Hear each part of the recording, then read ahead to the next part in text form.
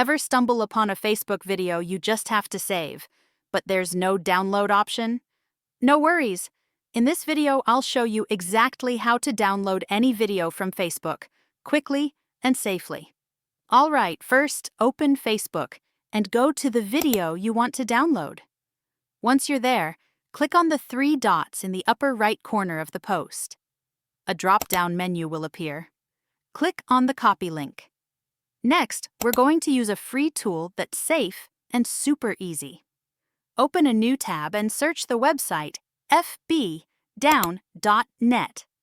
Paste your video link into the download bar on the site and hit download.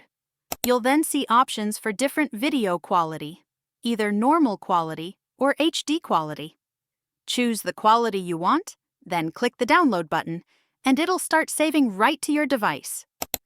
Once your video has downloaded, click the file in the upper section to open it. And that's it. In just a few steps, you've downloaded a Facebook video to watch anytime, anywhere. If you found this helpful, hit the like button and don't forget to subscribe and the notification bell for more simple app tutorials like this one.